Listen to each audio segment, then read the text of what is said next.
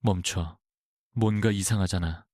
때는 서울 강남구 테헤란로 밤 11시 47분. 한성건설 58층 회장실. 그 정적을 깨고 갑작스러운 목소리가 울려 퍼졌다. 강민주는 펜을 든 채 허공에서 손을 멈췄다. 방금 전까지 겨우 진정되던 손끝이 더 심하게 떨리기 시작했다. 3억 원의 자산이 눈앞에서 사라진 충격 때문일까? 아니면 이 갑작스러운 목소리 탓일까? 분간할 수 없었다. 사실 민준이 이 자리에 앉게 된 것은 고작 몇 시간 전의 일이었다. 불과 3시간 전만 해도 그는 달랐다. 송도 국제도시 프로젝트 승인을 자축하며 정부 인사들과 화려한 만찬을 즐겼다. 끝내고 사무실로 복귀했을 때까지만 해도 그는 대한민국 건설업계를 이끌어갈 샛별이었으니까. 부친이 일군 중견 건설사를 대기업 반열에 올려놓은 장본인이었다. 여의도와 강남을 아우르는 굵직한 사업들을 연이어 성공시키며 업계의 스포트라이트를 한 몸에 받았다. 나이 35에 이룬 업적으로는 실로 엄청난 것이었다. 그러나 밤 11시 30분 그의 휴대전화가 쉴 새 없이 울리기 시작했다. 첫 번째 알림의 발신지는 기업은행이었다. 바로 그것. 긴급 계좌, 동결 통보. 그 메시지가 화면을 가득 채웠다. 순간 민준의 얼굴이 굳었다. 무언가 잘못됐다는 불길한 직감이 온몸을 감쌌다. 곧바로 두 번째, 세 번째 알림이 쏟아져 들어왔다. 국세청의 탈세 혐의 조사 착수, 금감원의 회계부정 특별감사, 그리고 검찰의 횡령 혐의 수사 개시. 심장이 바닥으로 곤두박질 치는 듯 했다. 손에 쥔 휴대전화가 천근의 무게로 느껴졌다. 그리고 30분 뒤 사무실 문이 거칠게 열리고 변호사 최종훈이 모습을 드러냈다. 늘 자신만만하던 그의 안색은 핏기 없이 창백했다. 최고급 수트 차림은 여전했으나 이마에 송골송골 맺힌 식은땀이 상황의 심각성을 대변했다. 민준아, 큰일 났어. 정훈의 목소리는 가늘게 떨렸다. 회사 계좌는 전부 동결됐고 진행 중이던 핵심 프로젝트들은 모두 중단됐어. 받았다고. 민준은 자리에서 일어섰지만 다리에 힘이 풀려 몸이 크게 휘청였다. 이게 다 무슨 소리야? 우리가 뭘 어쨌는데? 나도 몰라. 하지만 누군가 우리 회사에 모든 재무자료를 검찰에 넘긴 것 같아. 정훈이 검은색 가방에서 두꺼운 서류 뭉치를 꺼내 보이며 말했다. 장부 조작, 불법 정치자금, 전부 다 있더라. 순간 민준의 눈앞이 캄캄해졌다. 심장이 걷잡을 수 없이 뛰었다. 이런 일이 현실에서 벌어질 수 있다는 걸 도저히 믿을 수 없었다. 아니야, 그럴 리가. 우린 언제나 깨끗했잖아. 하지만 정훈의 얼굴에는 절망만이 가득했다. 민준아, 이미 늦었어. 지금 파산 신청 안 하면 네 개인 보증으로 넘어가. 집도 잃게 될 거야. 바로 그때 사무실 문이 또 한 번 열렸다. 박유진이 들어섰다. 언제나처럼 완벽했던 모습은 온데간데 없고 얼굴엔 화장이 잔뜩 번져 있었다. 명품 가방을 움켜쥔 손가락은 새하얗게 질려 있었다. 여보, 이게 다 무슨 일이에요? 유진의 목소리는 칼날처럼 날카로웠다. 엄마 친구들까지 전화해서 다 안다고 난리인데 나 이제 강남 사모님들 모임에 얼굴 어떻게 들고 가요? 민주는 그런 아내의 반응에 가슴이 무너져 내리는 듯 했다. 회사가 통째로 날아갈 판에 그녀는 오직 자신의 체면만 걱정하고 있었다. 가슴 한 구석이 서늘하게 식어갔다. 나도 지금 알아보는 중이야. 우선 진정부터 해. 진정하라고. 유진의 목소리가 날카롭게 높아졌어요. 정훈이 책상 위에 파산 신청서를 펼쳤습니다. 민준아, 더는 선택지가 없어. 지금 서명해야 최소한의 재산이라도 지킬 수 있어. 민주는 의자에 털썩 주저앉았어요. 온몸의 기력이 모두 소진되는 듯 했죠. 아버지가 평생을 바쳐 이룩한 이 회사가, 자신이 10년을 공들여 키운 꿈이 이 종이 한 장으로 무너진다는 사실이 믿기지 않았어요. 손끝은 차갑게 식어만 갔습니다. 펜을 쥐는 손가락이 가늘게 떨려왔다. 바로 그 순간이었어요. 야간 청소를 위해 조용히 들어온 이소희가 있었습니다. 33살에 그녀는 2년 전부터 이 건물 야간 청소를 맡고 있었죠. 늘 그림자처럼 일하던 그녀였지만 오늘 그녀의 얼굴엔 다른 빛이 서려 있었어요. 푸른 청소복 차림의 그녀는 평소처럼 걸레와 청소 도구들을 손에 들고 들어섰습니다. 그러나 민준이 펜을 드는 그 순간 그녀의 발걸음이 멈췄어요. 그 눈빛에는 평소와는 다른 무언가가 스치고 있었습니다. 그저 청소만 하던 직원의 눈빛이 아니었어요. 모든 것을 꿰뚫어보는 듯한 눈빛. 민준의 펜촉이 서명란에 닿으려던 바로 그 찰나였죠. 멈추십시오. 이상합니다. 소희의 목소리가 무겁게 회장실을 울렸습니다. 늘 조용했던 그녀의 목소리라고는 믿기지 않을 만큼 단호했어요. 민준의 손이 허공에서 멈춰 섰습니다. 정훈이 미간을 찌푸렸어요. 유진은 짜증이 가득한 얼굴로 소희를 쏘아보았죠. 지금 바쁘니 청소는 나중에 해요. 그녀의 눈빛은 한치의 흔들림도 없었어요. 무언가 중대한 사실을 발견한 자의 확신에 가득 차 있었죠. 이 파산 신청서 말입니다. 소희가 조심스레 책상으로 다가섰어요. 조건이 너무 이상합니다. 민준이 고개를 들었습니다. 대체 뭐가 이상하다는 겁니까? 소희는 청소장갑을 벗으며 서류의 한 곳을 짚었어요. 그 손가락은 특정 조항을 정확하게 가리키고 있었습니다. 통상 파산 신청 시 개인 보증 한도가 명시되지만 이 서류엔 무한 연대 보증이라 적혀 있습니다. 이는 대표님의 사유재산 전부를 포기하란 의미입니다. 정훈이 코웃음을 쳤어요. 청소부가 법에 대해 뭘 안다고. 어서 당신 일이나 해요. 그러나 소희의 다음 한마디는 그곳의 모두를 얼어붙게 만들었습니다. 저는 회계학을 전공했어요. 그리고 이런 서류는 2년 동안 매일 밤 봐왔으니까요. 회장실에 무거운 정적이 흘렀습니다. 민주는 펜을 내려놓고 소희를 다시 쳐다봤어요. 그저 청소부로만 여겼던 그녀가 회계학 전공자였다니 가슴이 세차게 뛰기 시작했습니다. 정훈의 표정이 미세하게 굳어졌어요. 유진은 황당하다는 얼굴이었죠. 그래서 당신이 뭘 안다는 겁니까? 민준이 물었습니다. 그의 목소리엔 가느다란 기대감이 실려 있었어요. 소희는 잠시 망설이다 이내 결심한 듯 입을 열었습니다. 이 회사에서 이상한 일들이 벌어지고 있어요. 제가 매일 밤 청소를 하며 목격한 것들이 있거든요. 민준의 심장이 다시금 뛰기 시작했습니다. 이번에는 절망이 아닌 아주 작은, 짙은 어둠 속에서 한 줄기 빛을 본 것만 같았죠. 과연 존재감 없던 이 여자가 무엇을, 그녀는 알고 있었을까? 민준의 운명을 뒤바꿀 무언가를 정말 찾아낸 것일까? 그 해답이 이제 막 베일을 벗으려 하고 있었다. 저는 회계학을 전공했어요. 소위의 그 말이 회장실 안을 맴돌았습니다. 민주는 들고 있던 펜을 내려놓고 그녀를 빤히 쳐다봤다. 꼬박 2년간 밤마다 이곳을 청소하던 저 여자가 회계학 전공자였다는 사실에 머릿속이 복잡해졌다. 정훈은 콧방귀를 뀌었다. 회계학과, 근데 왜 청소 일을 해?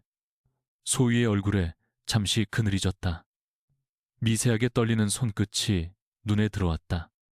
하지만 이내 고개를 들어 민준을 정면으로 응시했다. 어머니 간병 때문에 학교를 그만두었습니다. 치매 진단을 받으셔서 곁에서 돌볼 사람이 필요했습니다. 소희가 이 회사에 들어온 것은 정확히 2년 전이었다.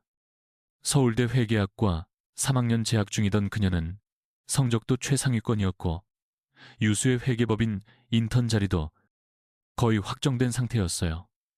하지만 어머니의 갑작스런 치매 판정이 모든 것을 바꿔놓았죠. 누구세요? 어머니가 자신을 알아보지 못했던 바로 그날, 세상이 무너지는 듯한 충격이었습니다. 요양원 비용만 한 달에 200만 원, 거기에 등록금까지 더하면 도저히 감당할 수 없는 액수였죠. 결국 그녀는 휴학계를 낼 수밖에 없었습니다. 여러 아르바이트를 거친 끝에 한성건설에 야간 청소직을 구하게 된 것이었죠. 보수는 적었지만 야간 근무라 낮 동안 어머니를 돌볼 수 있었습니다. 그러나 그녀는 그저 청소만 한 것이 아니었습니다. 회계학도의 눈에는 사무실 여기저기에 흩어진 서류들이 예사롭게 보이지 않았던 겁니다. 매일 밤 11시부터 새벽 5시까지 그녀는 이 건물 전체를 샅샅이 청소했습니다. 회계팀, 법무팀, 그리고 이 회장실까지 파기될 서류를 치우며 그 내용을 자연스레 엿보게 된 것이었죠. 처음에는 단순한 호기심이었습니다. 그러나 점차 의문스러운 점들이 보이기 시작했죠. 작년 10월부터 회계법인이 바뀐 것 같아요. 소희가 신중하게 입을 열었다. 그런데 보고서 양식이 이전과 완전히 달라졌습니다. 회계법인 이름은 그대로인데도 말이죠. 민준의 머릿속이 혼란스러워졌다. 선친 때부터 거래해온 대성회계법인이었다. 바뀐 적이 없었습니다. 정훈이 알아서 처리하는 일이라 미처 신경 쓰지 못했죠. 무슨 말인지 구체적으로 설명해봐요. 민준의 목소리가 사뭇 진지해졌다. 소희는 작업복 앞치마에서 손바닥만한 메모장을 꺼냈다. 낡고 해진 수첩이었지만 그 속에는 글씨가 빽빽하게 적혀 있었다. 매일 밤 이상하다고 느낀 점들을 기록해둔 겁니다. 처음에는 복습 삼아서요. 소희는 수첩을 한 장 넘기며 말을 이었다. 작년 10월 15일에 나온 대성회계법인 서류가 마지막이었습니다. 바로 다음 날부터는 이름만 같을 뿐 직인의 모양이 완전히 달랐습니다. 서류 양식이나 글씨체 역시 전부 달랐어요. 민준의 심장이 거세게 뛰기 시작했다. 거대한 진실의 조각을 찾은 기분이었다. 게다가 수상한 계약들이 부쩍 늘었어요. 들어본 적도 없는 회사와의 거래 서류들이었죠. 금액도 엄청났어요. 정훈의 얼굴이 딱딱하게 굳었습니다. 그런 건 당신이 신경 쓸 일이 아니야. 회사 기밀이란 말이다. 그러나 소희는 물러서지 않았다. 오히려 더 단호한 목소리였어요. 특히 대한종합건설과의 계약이 이상합니다. 소희가 메모장의 한 페이지를 손으로 짚었습니다. 명백한 경쟁사인데 어째서 한성건설이 하청을 맡는 계약을 체결한 걸까요? 민준의 두 눈이 휘둥그레졌습니다. 대한종합건설, 그곳은 임태영의 회사였습니다. 업계의 숙적인데 그런 회사와 하청 계약을 맺었을 리가 없었기 때문입니다.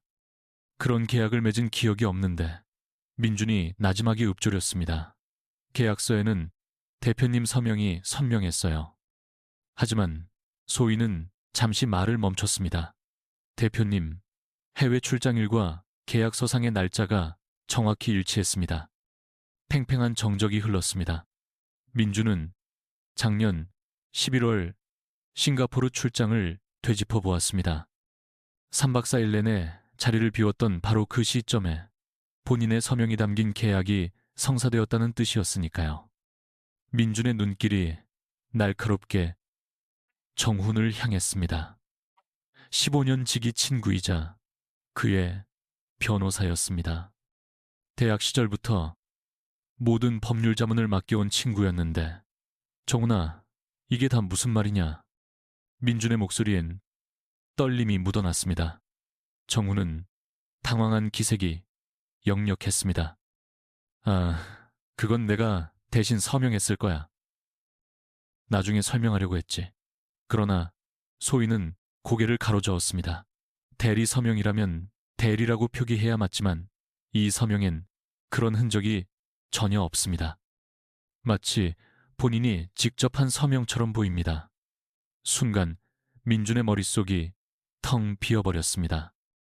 가장 신뢰했던 친구에게 배신당했을지도 모른다는 생각에 현기증이 일었습니다. 그때 유진이 신경질적으로 끼어들었습니다. 겨우 청소부 아줌마 말을 믿겠다는 거예요. 지금 기가 막혀. 하지만 유진의 말은 민준의 귀에 들어오지 않았습니다. 그는 소희의 수첩에 적힌 날짜와 자신의 기억 조각들을 맞춰보는 중이었습니다. 의심의 조각들이 서서히 하나의 그림을 만들고 있었습니다. 또 다른 건 없나요? 민준이 소희에게 물었습니다. 소희가 수첩의 다음 장을 넘겼습니다. 여전히 손끝은 떨렸지만 그녀의 목소리에는 조금씩 확신이 실리고 있었습니다. 변호사님이 밤늦게 사무실에 들르는 일이 잦아졌습니다. 그리고 올 때마다 누군가와 은밀히 통화를 하고 계셨죠. 제가 청소 중일 때도 그랬습니다. 그게 뭐 이상한가? 통화 상대를 임 회장님이라고 불렀습니다. 계획대로 순조롭다는 말도 여러 번 하셨고요. 민준의 온몸의 피가 차갑게 식는 듯 했습니다. 임 회장이라면 설마 임태영을 말하는 건가? 어째서 정훈이 라이벌 회사의 회장과 통화를 한단 말인가? 정훈아, 민준이 힘겹게 그의 이름을 불렀습니다. 설명해. 이게 전부 무슨 짓이야? 정훈은 식은땀을 흘리며 변명했습니다. 민준아, 일단 그게 중요한 게 아니고 파산 신청이 먼저라고. 아니, 민준이 자리에서 벌떡 일어섰습니다. 지금 이 순간이 가장 중요해. 만약 저분의 말이 사실이라면 내 파산 뒤에 다른 이유가 있다는 말이 되잖아. 소희를 향한 민준의 시선이 완전히 바뀌어 있었습니다. 처음에는 그저 청소부로만 여겼던 그녀가 이제는 자신을 구원해 줄지도 모를 단 한 사람처럼 보였기 때문입니다. 조금 더 자세히 말씀해 주시겠어요? 민준이 공손하게 물었습니다. 소희는 조용히 고개를 끄덕였습니다. 태어나서 처음으로 누군가 자신의 이야기에 귀 기울여주는 기분의 가슴이 좀 따뜻해졌네요. 제가 2년간 모아온 자료들이 더 있습니다. 소희가 말했죠. 자택에 가면 더 정확한 날짜와 내용들을 보여드릴 수 있어요. 민준의 심장이 거세게 뛰었습니다. 절망의 나락 한가운데서 한 줄기 빛을 발견한 기분이었죠. 이 이름 모를 여인이 어쩌면 자신의 운명을 뒤바꿔줄 열쇠는 아닐까요? 정훈은 초조한 얼굴로 시계만 쳐다보고 있었죠. 시간은 어느덧 새벽 1시를 향해 가고 있었습니다. 민준아, 시간이 없어. 내일 아침이면 전부 끝이야. 당장 서명해야만 해. 그러나 민준은 파산 신청 서류를 옆으로 밀어냈습니다. 아니, 이 여자 얘기를 더 들어보고 결정하겠어. 바로 그 순간 정체를 알 수 없는 두 사람 사이에 기묘한 신뢰가 싹트기 시작했습니다. 서로의 계급이나 사회적 위치 따위는 중요치 않았습니다. 진실을 밝혀야 한다는 절박감만이 둘을 잇고 있었죠. 소희의 수첩 안에는 대체 어떤 비밀이 더 감춰져 있을까요? 그리고 정우는 정말로 민준을 등진 것이었을까요? 진실을 향한 아슬아슬한 여정이 이제 막 그 서막을 올리려 하고 있었습니다.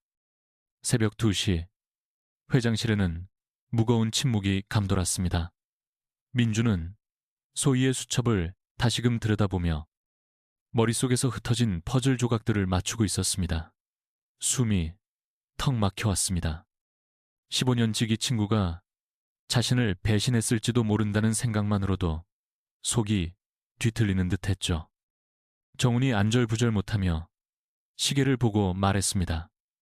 민준아, 정말 지체할 시간이 없어. 새벽 6시까지 서류를 제출 못하면 네 개인 자산마저 전부 날아가. 하지만 민주는 이제 정훈의 말을 곧이곧대로 믿을 수 없었습니다. 소희가 제기한 의혹들이 뇌리에 너무나 선명했기 때문입니다. 정훈아, 딱 한 가지만 묻자.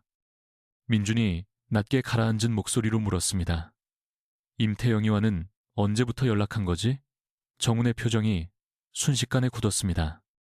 그의 눈동자가 아주 미세하게 떨려왔습니다. 무슨 소리야? 임태영과 연락한 사실 없어. 그때 소희가 나지막이 끼어들었죠. 지난주 화요일 밤 11시 30분경이었습니다. 변호사님께서 복도에서 통화하시는 걸 들었습니다. 임 회장님, 계획대로 되어갑니다. 라고 하셨습니다. 민준의 심장이 바닥으로 쿵 하고 떨어지는 듯 했습니다. 지난주 화요일은 송도 프로젝트 최종 승인 바로 전날이었으니까요. 바로 그 시점에 정훈이 임태영과 통화를 했다니 모든 것이 정리될 거란 말도 하셨고요. 소희는 수첩을 넘기며 정확한 시각까지 지목했습니다.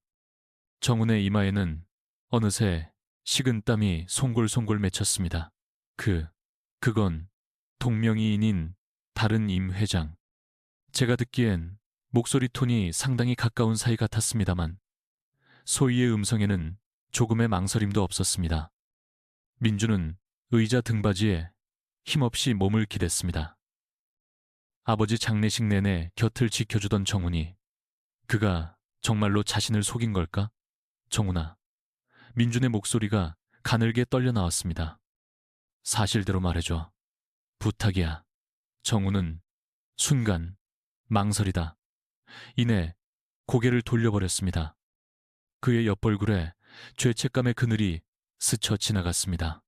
민준아, 넌 이해 못해. 하지만 이왕 이렇게 된 거. 바로 그때 유진이 자리에서 벌떡 일어났습니다. 내내 침묵하던 그녀의 얼굴 위로 기묘한 표정이 스쳐갔습니다. 여보, 그냥 서명해요. 우리 더는 못 버텨요. 유진의 목소리는 어딘지 모르게 다급하게 들렸습니다. 소희가 유진을 똑바로 응시하며 물었습니다. 사모님, 언제부터 이 사실을 아셨습니까? 무슨 소리를 하는 거야? 유진은 신경질적으로 쏘아붙였습니다.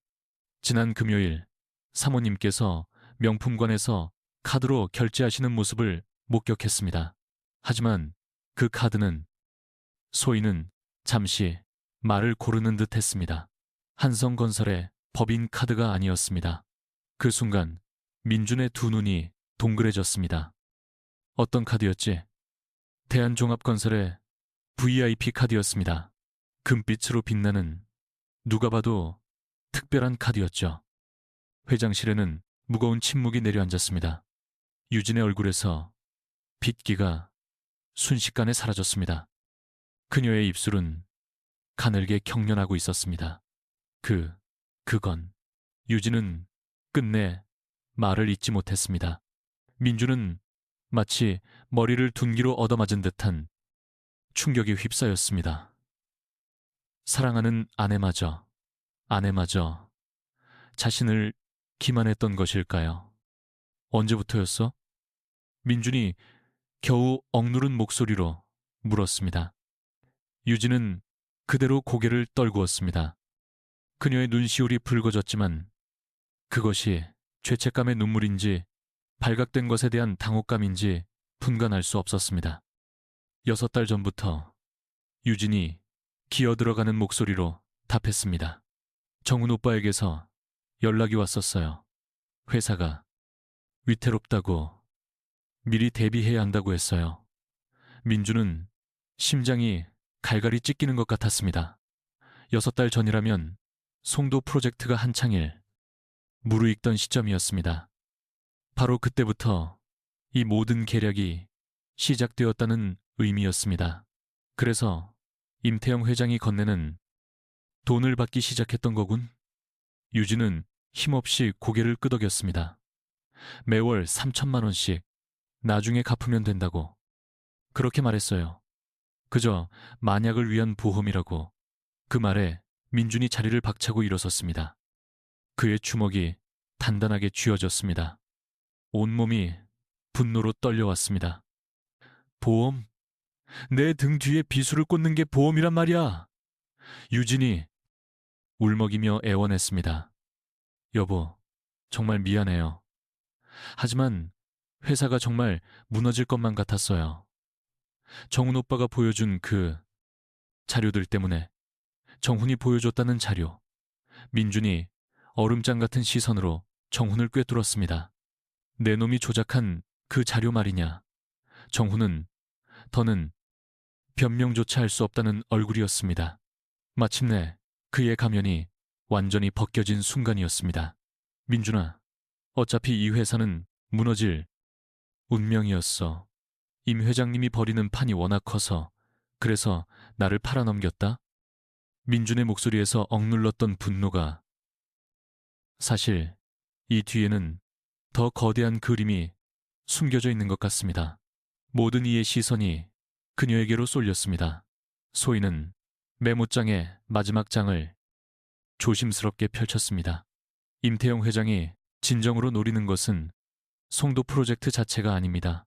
그 인근의 20만 평에 달하는 광활한 부지입니다. 민주는 경악을 금치 못했습니다.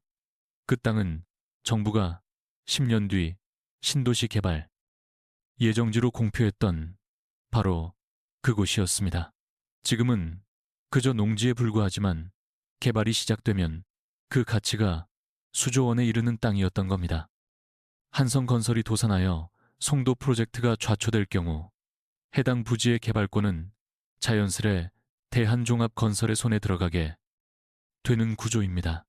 마침내 모든 조각들이 제자리를 찾기 시작했습니다. 임태영은 단순히 경쟁사를 제거하려는 것이 아니라 그 거대한 개발 이권을 송두리째 삼키려는 속셈이었던 겁니다. 정훈이 고개를 들었습니다. 민준아, 우리도 어쩔 수가 없었다. 임 회장님은 이 바닥에서 너무나 큰 손이라 거스를 수가 없었어. 그래서 15년 지기 우정을 팔아치운 거냐. 유진 역시 흐느끼며 매달렸습니다. 여보, 미안해요. 하지만 우리 미래를 생각해야만 했어. 만약 회사가 정말 무너지면 우린 어떻게 살아가라고. 민주는 실소를 터뜨렸습니다. 처참한 헛웃음이 터졌죠. 가장 믿었던 이들이 자신을 매정하게 등진 것이었으니까요. 그럼 이 파산. 신청서가 마지막 단계야. 정우는 싸늘하게 말했죠. 네가 사인만 하면 전부 깨끗하게 정리되는 거지. 더는 고통받을 필요 없어. 민주는 파산 신청서를 빤히 쳐다봤어요. 이 종이 한 장이 그의 인생을 송두리째 바꿀 갈림길이었죠. 모두가 그의 곁을 떠나버렸습니다. 사랑하는 아내도 유일한 친구도 이제 완벽히 혼자라는 느낌이었죠. 바로 그때 소희의 목소리가 들려왔습니다. 대표님, 그 목소리는 온기가 가득했죠. 아직 아무것도 끝나지 않았어요. 민주는 고개를 들었죠. 소희의 눈에는 강한 확신이 서려 있었어요. 여기에 서명하는 순간 정말 끝입니다. 하지만 사인하지 않는다면 우리에겐 기회가 생겨요. 무슨 기회 말인가? 진실을 드러낼 기회 말입니다. 민주는 파산 신청서를 그 자리에서 찢어버렸습니다. 조각난 종이가 흩날렸죠. 정훈이 경악하며 일어섰어요. 민준아, 제정신이야? 이젠 정말 되돌릴 수 없다고. 좋아.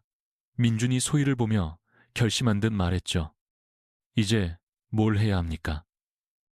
분노와 정의가 드디어 빛을 발하는 순간이었습니다. 일단 여기서 벗어나야 합니다. 임태영 측에서 금방 사람들을 보낼 겁니다. 민주는 고개를 끄덕였죠. 이제 그는 정말 모든 것을 잃었어요. 소중했던 회사, 아내, 그리고 친구까지. 그러나 묘하게도 마음은 가벼웠죠. 적어도 누가 진짜 적인지 명확하게 알게 되었으니까요. 그리고 자신의 곁을 지키는 단 한 사람도 있었기에 유진이 재빨리 휴대폰을 들었습니다. 오빠, 민준 씨가 서명하지 않았어요. 민준은 싸늘한 눈으로 아내를 응시했죠. 결국 마지막까지 배신을 택하는군. 소희가 민준의 팔을 붙잡았습니다. 어서 가야만 해요. 이러다 정말 위험해질 수 있어요. 민준은 회장실을 마지막으로 눈에 담았습니다. 벽에는 아버지의 사진이 걸려 있었죠. 아버지였다면 무슨 말씀을 하셨을까? 가자. 민준은 결의를 다졌습니다. 두 사람이 회장실을 막 나서려던 그 순간 엘리베이터 문이 열리고 허름한 작업복 차림의 사내들이 내렸어요. 임태영의 수하들이었습니다.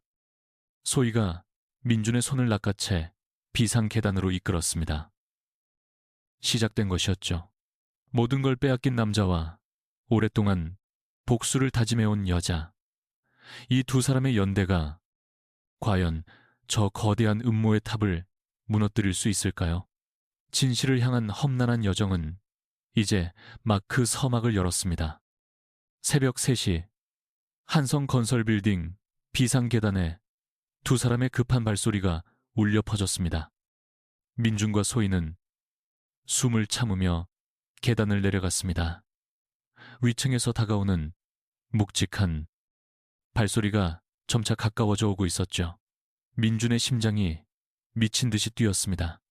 15년간 일궈온 모든 게 하루아침에 무너져 내린 그 충격은 여전히 생생했죠. 사랑했던 아내의 배신, 그리고 가장 믿었던 친구의 그 배신. 온몸의 피가 차갑게 식어가는 듯했죠. 소희가 민준의 팔을 살며시 붙잡았습니다. 지하 주차장으로 가야 해요. 제 차가 거기에 있어요. 민준은 놀란 눈으로 그녀를 쳐다봤습니다. 차가 있다고요? 낡고 작은 차지만 일단 몸을 숨길 순 있을 겁니다. 지하. 주차장에 이르자 소희가 손에서 작은 열쇠를 꺼냈습니다. 좋기 15년은 된 듯한 낡은 소형차였지만 관리는 제법 깔끔하게 되어 있었죠. 조수석에 올라타며 민준은 상념에 잠겼습니다. 꼬박 2년간 매일 밤 마주치던 그 청소원이 이 모든 걸 알고 있었다니. 심지어 차까지 소유하고 있었다니. 소희가 차에 시동을 걸면서 입을 열었습니다. 우선은 안전한 곳으로 이동하죠. 저희 이모댁인데 그곳이라면 차분히 이야기 나눌 수 있을 겁니다. 이모님께서 동대문 시장에서 반찬 가게를 하시거든요. 임태영 같은 부류의 인간들은 상상도 못할 그런 곳이죠. 그 순간 민주는 처음으로 소희라는 여자에 대한 강한 호기심이 일었습니다. 이 여자의 정체는 대체 뭘까? 무거운 침묵이 감도는 차 안 소희가 어렵사리 입을 떼었습니다. 대표님, 면목 없지만 한 가지 더 드릴 말씀이 있습니다. 그 말에 민준의 심장이 다시 쿵쾅거리기 시작했습니다. 뭔데? 소희는 핸들을 쥔 손에 힘을 주며 말을 이었습니다. 사모님과 임태영 회장, 두 사람의 관계가 단순한 금전 거래만은 아닌 듯합니다. 그게 무슨 소리야? 지난달 강남파크 하얏트 호텔에서 두 사람이 함께 나오는 것을 목격했습니다. 소희의 목소리 끝이 미세하게 떨려왔습니다. 그때 사모님의 표정은 평범한 사업 파트너의 그것이 아니었습니다. 순간 민준의 머릿속은 새하얗게 비워졌습니다. 손끝이 주체할 수 없이 떨려왔습니다. 돈 때문에 뒤통수 맞은 것만으로도 벅찬데 똑바로 말해. 뭘 본 거야? 민준의 목소리는 형편없이 잠겨 있었습니다. 붉은 신호에 차를 세운 소희가 그를 돌아보았습니다. 그녀의 눈빛은 미안함으로 가득했죠. 호텔 로비에서 두 사람이 손을 잡고 있었습니다. 그리고 소희는 잠시 말을 잇지 못하고 머뭇거렸습니다. 엘리베이터 안에서는 입을 맞추고 있었습니다. 그 한마디에 민주는 마른 하늘에 날벼락을 맞은 듯한 충격에 휩싸였습니다. 가슴 한구석이 와르르 무너져 내리는 것만 같았습니다.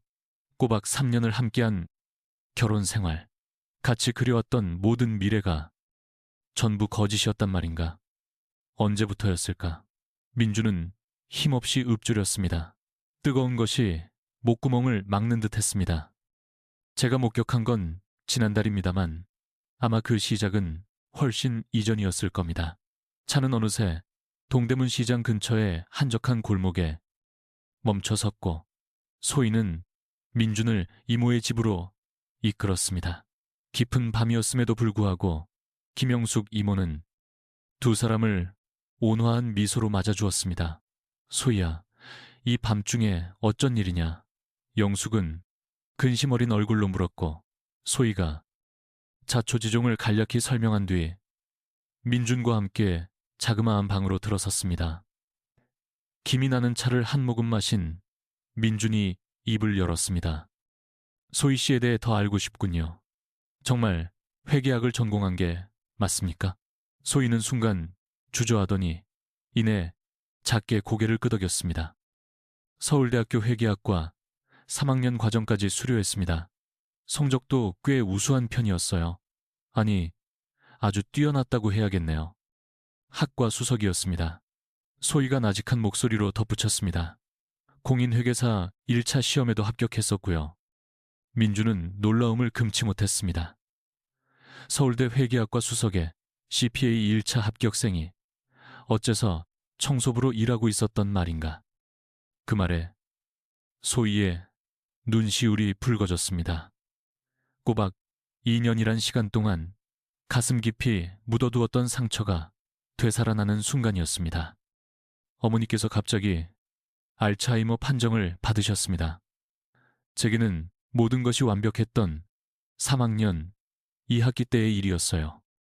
소희의 목소리는 끝내 가늘게 떨리고 있었습니다. 잊으려 애썼던 그날의 기억이 바로 어제 일처럼 생생하게 떠올랐습니다. 아가씨는 누구신가요? 자신을 낳아준 어머니가 딸을 알아보지 못하던 바로 그 순간, 그 기억은 지금도 심장을 도려내는 듯한 고통으로 남아 있었습니다. 요양원 비용만 한 달에 200만 원이더군요. 거기에 치료비까지 더하면 매달 300만 원이 필요했습니다. 아르바이트 따위로는 절대 감당 못할 액수였어요. 민주는 가슴이 무너져 내렸습니다. 자신은 모든 걸 당연하게 누리며 태어났는데 그래서 휴학계를 냈죠. 처음엔 딱 1년만 쉴 생각이었는데 소희가 씁쓸한 미소를 지었어요. 어머니 병세가 점점 악화되고 돈은 끝도 없이 들어가고 소희는 더 말을 잇지 못했죠. 그 표정만으로도 얼마나 힘든 시간을 보냈는지 알 수 있었어요. 한성건설에서 야간 청소일을 시작한 건 1년 반 전부터였어요. 밤에 일해야 낮에 어머니를 돌볼 수 있었으니까요. 민준이 물었죠. 그런데 왜 서류들을 그렇게 유심히 본 거야? 소희의 눈빛이 순간 날카롭게 변했습니다. 그 눈에는 오랫동안 억눌러온 분노가 이글거렸어요. 그리고 소위 가진 자들이 어떻게 추악한 짓을 하는지 똑똑히 보고 싶었거든요. 사실 처음엔 그저 호기심이었어요. 하지만 점차 의심스러운 정황들을 발견하면서 소희가 주먹을 세게 쥐었죠. 내가 포기한 꿈을 쥔 사람들이 그 꿈을 이용해 더러운 짓을 한다는 게 참을 수 없이 화가 났어요. 민주는 소희의 마음을 전부 이해할 수 있었죠. 그건 단순한 정의감이 아니었어요. 지독한 상처에서 비롯된 개인적인 분노였죠. 그래서 꼬박 2년 동안 모든 것을 기록했던 거야? 네. 언젠가 이 모든 걸 세상에 터뜨릴 날이 올 거라고 믿었어요. 소희가 민준을 똑바로 바라봤습니다. 제 생각에 그 기회가 바로 지금인 것 같아요. 민주는 소희를 다시 보게 됐죠. 그저 마음씨 착한 사람이 아니었어요. 자신만의 굳건한 신념과 목표를 지닌, 어쩌면 자신보다 훨씬 더 단단한 여자였어요. 고맙다. 민준이 진심을 다해 말했습니다. 네가 아니었으면 난 정말 모든 걸 빼앗겼을 거야. 아직 아무것도 끝나지 않았어요. 소희가 단호하게 말했죠. 우리에겐 아직 해야 할 일이 많이 남았어요. 소희가 가방에서 다른 서류 뭉치를 꺼냈습니다. 집에서 챙겨온 것이었죠. 담은, 이게 제가 지난 2년 동안 모은 자료 전부예요. 여기엔 임태영이 벌여온 온갖 비리들이 전부 기록되어 있어요. 파일을 넘겨보던 민준의 눈이 커졌어요. 믿기 힘들 정도로 체계적이었거든요. 날짜별, 사건별, 관련 인물별로 빈틈없이 정리되어 있었어요. 너 정말 대단한 애구나. 민준은 감탄했죠. 하지만 이것만으론 안 돼요. 더 결정적인 한 방이 필요해요. 소희가 말했습니다. 임태영이 궁극적으로 노리는 게 무엇인지, 그리고 어떤 수법을 쓸지 알아내야 해요. 민준의 가슴속에 새로운 불꽃이 타오르기 시작했습니다. 분노와 절망은 이제 복수와 정의에 대한 투지로 변해가고 있었어요. 어떻게 해야 할까? 위험을 감수해야 하는 일이에요. 소희가 진지하게 말했죠. 임태영의 사무실에 직접 잠입해서 증거를 찾아내야 할지도 몰라요. 민준이 소희의 손을 꽉 잡았습니다. 생전 처음으로 누군가를 온전히 믿게 되는 순간이었어요. 같이 하는 거야. 민준이 힘주어 말했죠. 이제 더는 도망치지 않을 거야. 그 말에 소희의 눈에서 눈물이 흘러내렸어요. 꼬박 2년 동안 혼자 사겨온 분노와 꿈이 비로소 빛을 보는 순간이었어요. 저도 이제 숨지 않겠어요. 두 사람 사이에 끈끈한 유대감이 흘렀습니다. 상처 입은 두 영혼이 서로를 의지하고 있었죠. 사는 세계도 환경도 다르지만 정이라는 같은 목표를 향해 가는 두 사람이었죠. 창밖으로 새벽동이 트고 있었습니다. 진짜 싸움은 이제부터였어요. 하지만 민주는 이제 외톨이가 아니었습니다. 명민하고 강한 동반자가 곁에 생겼기 때문이죠. 게다가 진실의 문을 열 확실한 열쇠를 찾아냈으니까요. 임태영을 향한 진정한 싸움의 서막이 오르고 있었습니다. 새벽 6시 동대문 시장의 어느 작은 방에서 민준과 소희가 작전을 세우고 있었습니다. 김영숙 이모표 된장찌개에 구수한 향이 방 안에 가득했지만 두 사람의 마음은 그저 무겁게 가라앉아 있었습니다. 대한종합건설, 본사로 들어가는 건 너무 위험한 짓이야. 민준이 걱정스러운 투로 말하자 소희가 고개를 저었습니다. 하지만 바로 거기에 결정적인 증거가 있을 거예요. 임태영이 지금껏 어떤 식으로 땅을 빼앗았는지 알 수 있는 증거가요. 그래도 당신 혼자는 절대 안 돼요. 그 한마디에 소희의 가슴이 따스해졌습니다. 누군가가 자신을 염려해주는 이 기분이 얼마만인지 어머니가 편찮으신 후로는 처음 느끼는 감정이었죠. 같이 가요. 소희가 민준을 마주보며 보드레 말했습니다. 둘이 함께라면 훨씬 더 안전할 거예요.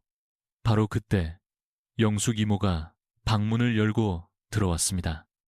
손에는 김이 나는 따뜻한 차 2잔이 들려 있었습니다. 소희야, 너 혼자서 이렇게 위험한 일을 하려는 거니? 이모의 목소리에는 근심이 가득했습니다. 이 이모도 같이 나설 거다. 영숙이 단호한 어조로 말했습니다. 시장 상인들한테 말을 꺼내봤더니 다들 잔뜩 화가 나 있더구나. 임태영 그놈이 우리 동네 재개발할 때 얼마나 악랄하게 굴었는데. 민준이 눈을 동그랗게 뜨며 물었습니다. 재개발 말씀이세요? 그래, 3년 전 일이야. 이 근처 동네가 재개발됐는데 임태영이 상인들을 전부 내쫓고 헐값에 땅을 사들여 버렸어. 지금은 거기에 고급 아파트가 떡하니 서 있지. 소희의 눈이 날카롭게 빛났습니다. 그것도 분명 같은 수법이었을 거예요. 오전 10시 시장 상인 회장인 박철민 씨가 그들을 찾아왔습니다. 건설 현장에서 25해 동안 일한 그는 업계의 생리를 누구보다 잘 알았습니다. 임태영, 그 작자가 얼마나 질 나쁜 놈인지 내가 증언해 줄 수 있어. 박철민이 주먹을 불끈 쥐며 말했습니다. 우리 현장에서 일하다 다친 아이들, 치료비마저 떼먹고 도망간 놈입니다. 민주는 깊은 감동을 받았습니다. 자신과는 전혀 다른 세상에 사는 사람들이 자신을 위해 발벗고 나서 주다니. 하지만 위험할 텐데요. 위험이라니? 우린 매일이 위험한 일인데 뭘. 이번엔 정의를 위한 위험이라니. 오히려 더 의미가 깊지. 철민이 껄껄 웃으며 말했습니다. 오후 2시 대한종합건설 본사 앞 민준과 소희는 택배 기사와 청소부, 차림으로 변장하고 있었습니다. 박철민 씨의 도움으로 마련한 위장이었죠. 민준의 심장이 거세게 뛰었습니다. 정말로 괜찮겠어? 지난 2년 동안 늘 해오던 일이에요. 소희가 차분한 목소리로 말했습니다. 청소부는 그냥 투명인간 같은 존재거든요. 아무도 신경 쓰지 않아요. 두 사람이 건물에 발을 들이는 순간 소희는 완벽히 다른 사람으로 변해 있었습니다. 구부정한 등과 조심스러운 걸음걸이. 2년 동안 그녀에게 익숙해진 모습이었습니다. 민주는 그런 소희의 모습을 보며 가슴 한쪽이 아려왔습니다. 이토록 영민하고 당당한 여자가 도대체 왜 이런 모습으로 살아야만 했을까? 임태영의 개인 사무실에 도착했을 때 운 좋게도 그는 외부 회의 중이었습니다. 소희가 능숙한 손놀림으로 문을 열고 민준을 안으로 이끌었습니다. 저기 금고가 있어요. 소희가 벽면에 디지털 금고를 손으로 가리켰습니다. 비밀번호를 어떻게 알았어? 임태영이 통화할 때 얼핏 들었어요. 자신의 생일이 비밀번호였습니다. 금고 속엔 서류들이 가득했고 민준과 소희는 서류 더미를 뒤지기 시작했습니다. 이것 보세요. 소희가 파일을 하나 들고 외쳤습니다. 동대문 재개발, 주민 강제 이주 계획서. 세상에, 여기 이모님 가게도 있어요. 한편 민주는 다른 서류를 보며 표정이 싸늘하게 굳어갔어요. 이건 송도 프로젝트 다음 계획서네. 20만 평 부지를 통째로 삼킬 계획이 전부 다 적혀 있어. 그때 소희가 다른 파일을 찾아냈어요. 대표님, 이 파일 좀 보세요. 정치인들을 구워 삶은 명단이네요. 파일을 열어보니 믿기 힘든 내용들이 쏟아져 나왔습니다.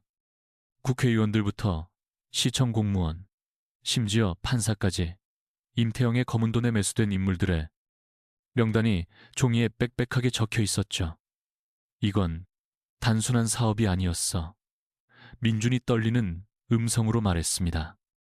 공권력을 사들여 땅을 강탈하는 거야. 소희는 곧장 휴대폰으로 서류들을 찍기 시작했어요. 어서 찍어요. 시간이 얼마 없어요. 그때 복도 저편에서 발걸음 소리가 들려왔어요.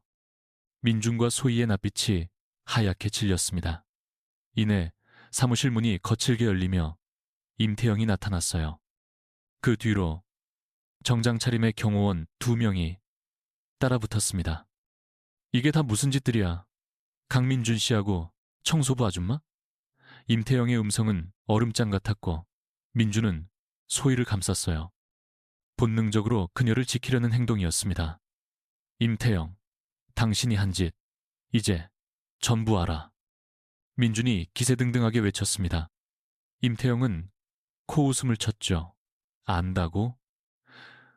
그래서 어쩔 건데? 누가 믿어줄 것 같은가? 소희가 휴대폰을 들어 보였어요. 이미 전부 찍었습니다. 그리고 실시간으로 전송하고 있습니다. 임태영의 낯빛이 변했습니다. 시장 상인들과 건설 노동자들에게 말이죠. 임태영의 얼굴이 흉측하게 구겨졌어요. 이 미친 것들이.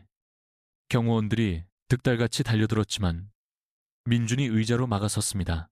소희는 그 틈에 비상구로 달렸어요. 이쪽이에요. 소희가 외쳤습니다.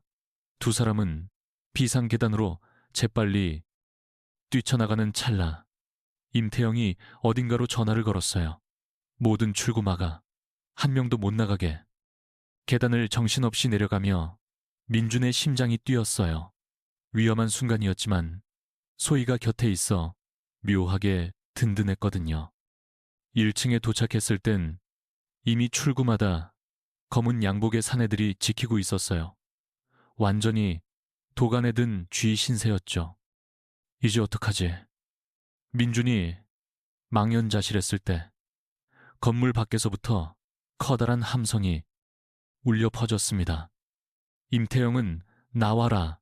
우리 피 같은 돈 내놔. 창밖을 보니 철민 아저씨와 시장 상인들과 건설 노동자들이 수십 명이나 모여 시위하고 있었어요. 소희가 보낸 증거를 보고 곧바로 달려온 것이었죠.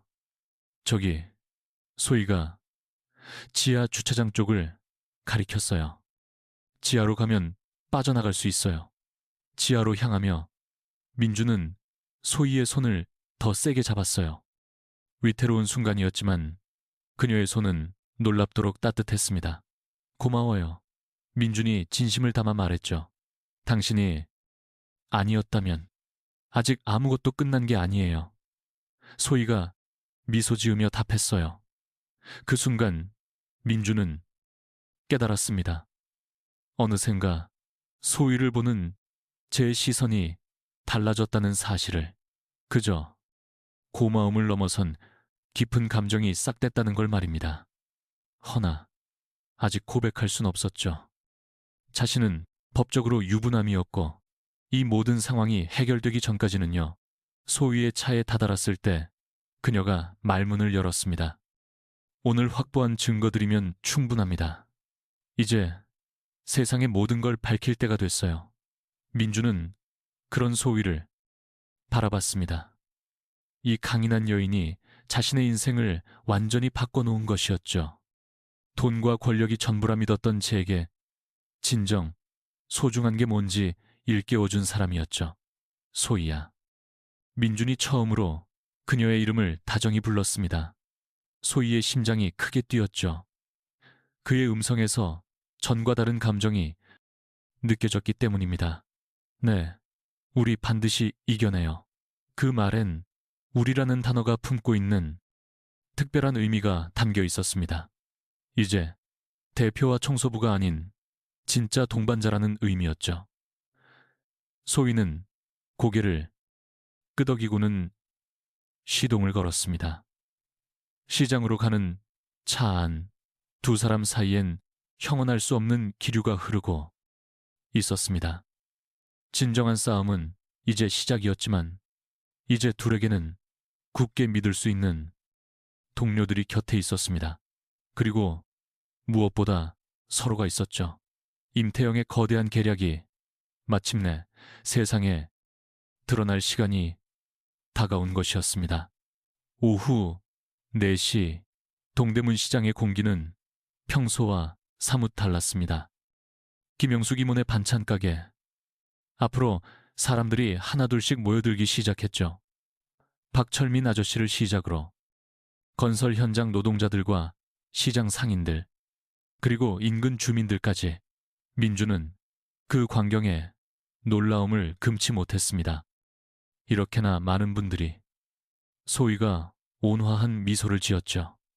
모두 임태영에게 피해를 입으신 분들이랍니다. 그저 목소리를 낼 기회가 없었을 뿐이에요. 영숙 이모가 큰 솥에 라면을 끓이며 말을 보탰습니다. 소희가 2년간 우리 속을 다 알고 있었던 거지. 홀로 속만 끓이던 우리를 위해서 말이야. 민준의 가슴이 뭉클해졌습니다. 소희는 단순히 자신을 돕는 게 아니라 아주 오래전부터 이 모든 일을 준비해왔던 것이었죠. 소희가 휴대폰을 꺼내 몇 군데 전화를 걸기 시작했습니다. 미선 언니, 저 소희예요. 네, 그건 말인데요. 네, 지금 바로 와주실 수 있을까요? 민준이 궁금한 듯 물었죠. 누구예요? 한성, 건설, 외에 다른 빌딩에서 일하시는 언니들이요. 소희가 덧붙였죠. 서울 시내 대형 빌딩 청소 노동자들은 다들 서로 알고 지내요. 정보망도 탄탄하고요. 그리고 30분쯤 뒤 중년 여성 몇 분이 모습을 드러냈습니다. 그들 손에는 저마다 서류 뭉치가 들려 있었죠. 소희야, 이게 네가 요청했던 자료들이야. 미선이 서류 뭉치를 건네며 말했죠. 임태영이 다른 빌딩에서도 똑같은 수법을 썼더라고. 민주는 서류를 훑어보며 경악했습니다. 정말로 치밀하게 수집된 자료들이었기 때문이죠. 사실 우리 소희가 이 바닥에선 꽤 유명 인사야. 미선 언니가 웃으며 말을 이었습니다. 워낙 똑똑하고 불의를 보면 못 참는 성미라 늘 우리 입장에서 조언을 해줬거든. 민주는 소희를 경이로운 눈으로 바라봤습니다. 그녀는 이미 2년 전부터 이 거대한 연결망을 구축해온 거였어요. 단순한 개인의 복수가 아니라 사회 정의를 향한 진정한 움직임이었던 거죠. 언니들이 수집한 자료에 따르면 임태영은 지난 5년간 최소 20개의 프로젝트에서 동일한 수법을 사용해 왔습니다. 소희가 간결하게 정리하자 철민 아저씨가 주먹을 불끈 쥐며 외쳤어요.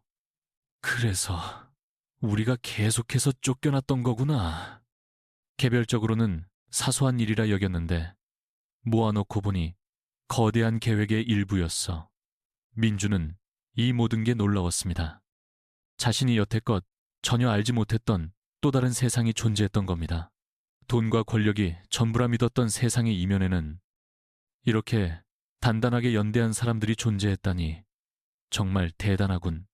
민준이 감탄하며 소희에게 말했습니다. 2년 전부터 이 모든 걸 계획하고 있었던 거구나. 소희는 조용히 고개를 가로저었습니다.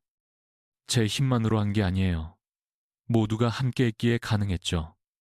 그 말에 민준의 가슴은 뜨거워졌습니다. 자신이 지금껏 얼마나 오만했는지 뼈저리게 깨달았기 때문이죠. 진정한 리더십이란 돈이나 지위가 아닌 사람의 마음을 얻는 것이라는 사실을요. 영숙, 이모가 커다란 테이블 위로 수많은 자료들을 펼쳐놓았습니다. 분위기는 마치 작전 회의 같았죠. 우선 언론부터 움직여야 해. 철민 아저씨가 먼저 말했습니다. 내가 아는 기자 중에 아주 정직한 친구가 하나 있어. 그러자 미선 언니가 말을 붙여. 제 고등학교 동창이 PD인데 이런 일에 관심이 아주 많아요. 소희가 모두의 말을 차분히 정리했습니다. 언론의 역할도 중요하지만 그것만으로는 부족합니다. 법적 대응과 동시에 정치적인 압박도 병행해야만 해요. 민주는 절로 감탄했습니다. 소희의 날카로운 분석력은 실로 대단했습니다. 어떻게 저런 전략적인 생각을. 바로 그때 가게 문이 열리고 40대로 보이는 한 여성이 들어섰습니다.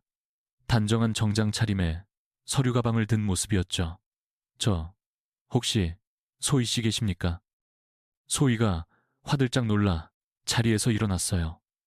변호사님, 어쩐 일로 여기까지? 김미선 씨에게 연락받았습니다. 여성은 옅은 미소를 띠며 말했습니다. 법무법인 정의 소속 이연주 변호사라고 합니다. 민주는 속으로 크게 놀랐습니다. 법무법인 정의는 시민단체와 연대하기로 유명한 곳이었기 때문입니다. 이번 사건 무료 변론을 맡겠습니다. 연주가 단호한 어조로 말했죠. 이런 부조리를 그냥 보고만 있을 순 없으니까요. 민준의 놀라움은 점점 커져만 갔습니다. 소위의 인맥이 이토록 깊고 넓었다니 모두가 그녀를 전적으로 신뢰하고 존경하고 있었습니다. 소희 씨, 대체 당신은, 민주는 차마 말을 잇지 못했습니다. 소희가 의아한 듯 민준을 쳐다봤습니다. 뭐요? 아닙니다. 나중에 민준의 마음속에서 무언가 선명해지고 있었습니다. 이 여인을 향한 자신의 감정이 그저 고마움을 넘어선 특별한 무엇이라는 것을 깨달은 것이죠. 하지만 지금은 때가 아니었습니다. 자신은 아직 가정이 있는 몸이었고 이 싸움이 끝나기 전까지는. 그때 연주 변호사가 심각한 얼굴로 입을 열었습니다. 여러분께 알려드릴 정보가 한 가지 있습니다. 임태영이 정치권에 손을 쓰기 시작했습니다. 그게 무슨 말씀이세요? 소희의 얼굴이 굳었습니다. 내일 국정감사에서 이 사안을 공론화하려 했는데 돌연 일정이 연기되었습니다. 임태영이 국회의원들에게 압력을 행사했을 가능성이 매우 높아요. 철민 아저씨가 격분했습니다. 이 더러운 놈들, 정치판까지 사들여 우리를 막으려 하다니. 드는구나. 민준의 얼굴에도 어두운 그림자가 졌습니다. 그렇다면 우리가 아무리 증거를 모은다 한들 근간이 우리가 단거가 정녕 소용이 없는 걸까요?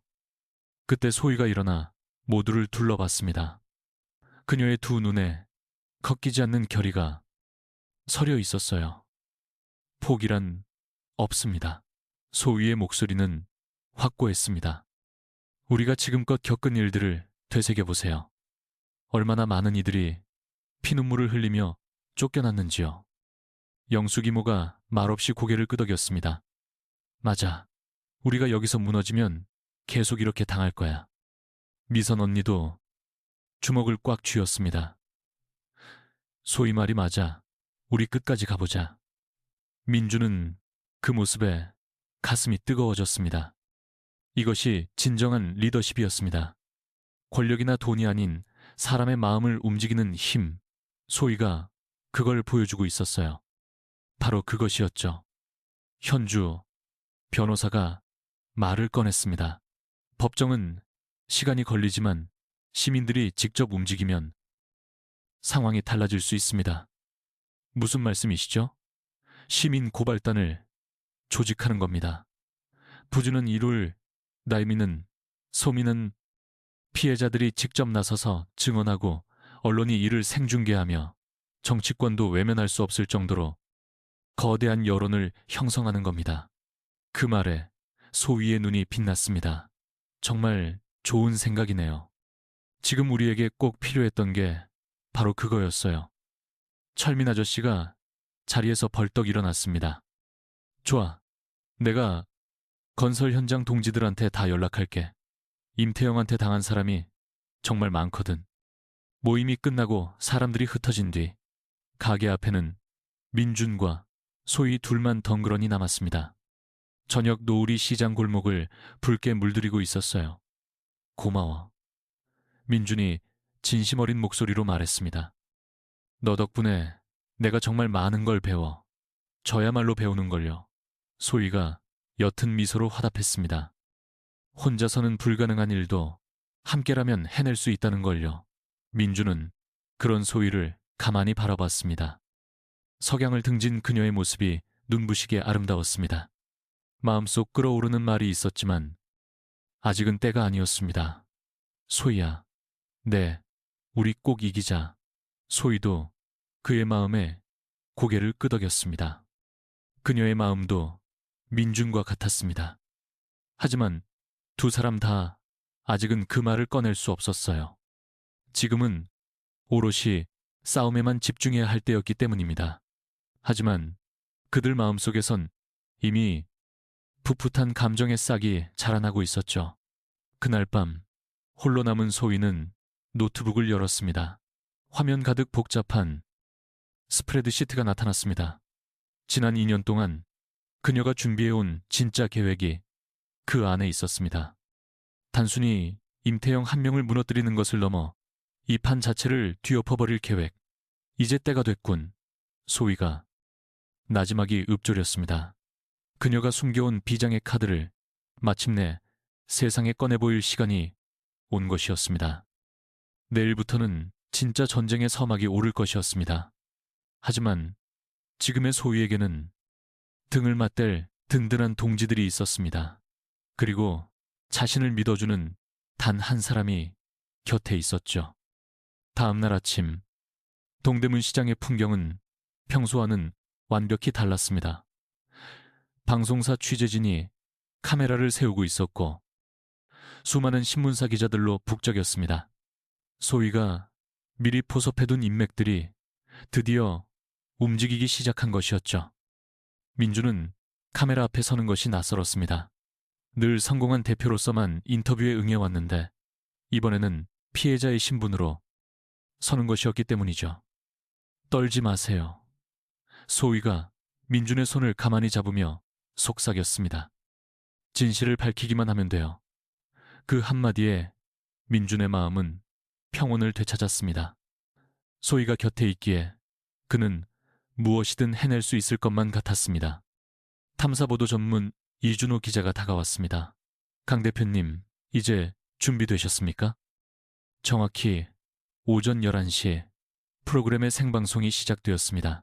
스튜디오 안에는 민준과 소희, 그리고 이연주 변호사가 나란히 앉아 있었습니다. 시청자 여러분, 오늘 저희는 건설업계의 추악한 비리를 폭로하기 위해 이 자리에 나오신 분들을 모셨습니다. 진행자의 멘트로 방송의 막이 올랐고 민준이 떨리는 목소리로 입을 열었습니다. 저는 한성건설의 대표 강민준입니다.